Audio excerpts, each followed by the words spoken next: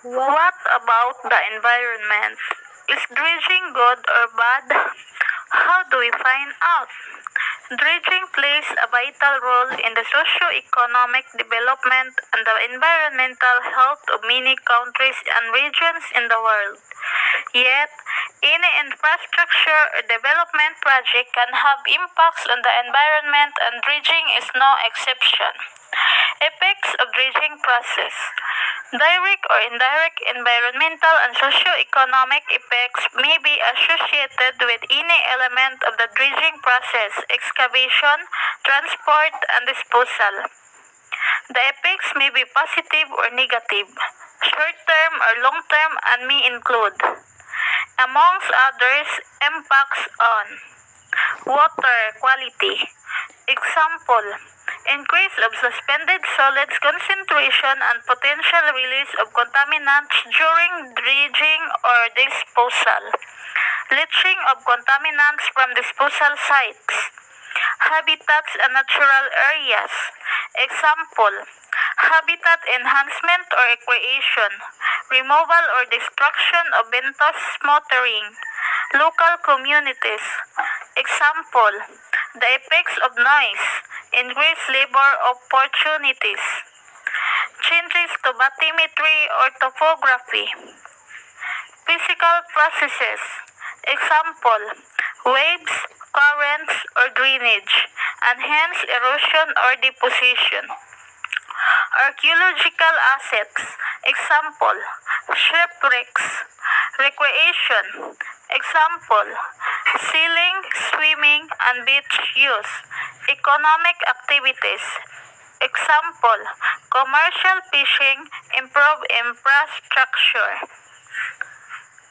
Environmental impacts of dredging and land reclamation at Abu Khair Bay. This is the picture. Source control. Dredging organizations and their clients, ports and harbors, for instance, can do their utmost to minimize and monitor the impacts of the dredging activity itself. But what do we do when the continuing input of contaminants to a water body, by a factory or chemical plant, for example, presents an ongoing problem in respect of disposing of contaminated rigid material? Pollution needs to be curtailed at the source. Source control represents a potential long-term solution. Indeed, in some cases, it can be argued that source control should have a higher priority in terms of environmental effectiveness than disposal or treatment of the contaminated sediment. The organization responsible for dredging is rarely responsible for the pollution. That is, for the discharge of contaminants. Achieving source control usually involves substantial collaboration and cooperation between a number of organizations and agencies. These groups must be willing to identify the source and take measures to reduce or prevent further pollution. This is no easy task, but it is the only viable way to guarantee a long-term successful outcome. Effects of dredging on the marine environment. Dredging is an activity that is required to be carried out to remove the unwanted deposits from water pathways. But even though the activity adds regularity in marine traffic, it is not without its disadvantages. Dredging poses a huge threat to the marine environment and is required to be carried out quiet, carefully, aided only with the help of the right dredgers and dredges.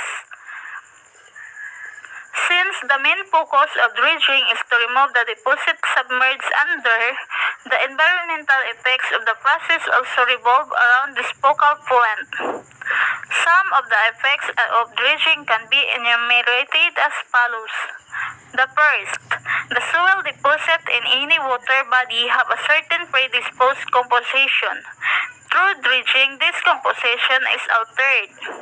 Second, because of the said alteration, the existing habitat of creatures and organisms that depends on the original composition of the soil dies out due to the unfavorableness of the changes caused. Third, the turbidness of the soil under the water also changes because of this alteration in the underwater soil composition. This poses the problems by way of creation of newer and harmful organisms, transferring of unwanted organisms to other parts in the water body, leading to a wider spread of contamination and organic processes by way of release of extra and unwanted nutrients.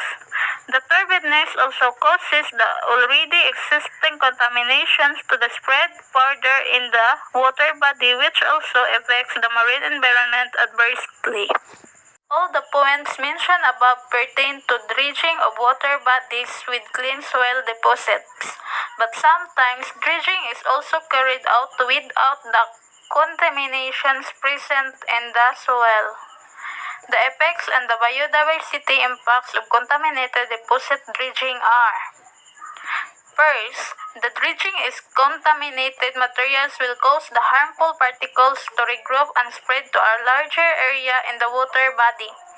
Second, since dredging loosens up the soil, those substances which were previously held fast to the uncontaminated deposit will find their way into the water and the undredged soil. If these substances are harmful organisms, then they will cause a substantial degradation to the environment even after dredging the area. Third, the water could get polluted because of the soil particles mixing with the water. And while this does not have huge biodiversity impacts, it is indeed an unwanted side effect of dredging. In order to ensure that the process of dredging is carried out without any debilitating effects, it is important to use the right dredgers. For example, the hopper dredgers that suction out the deposits are considered to be a major cause for turbidness in the dredged water part.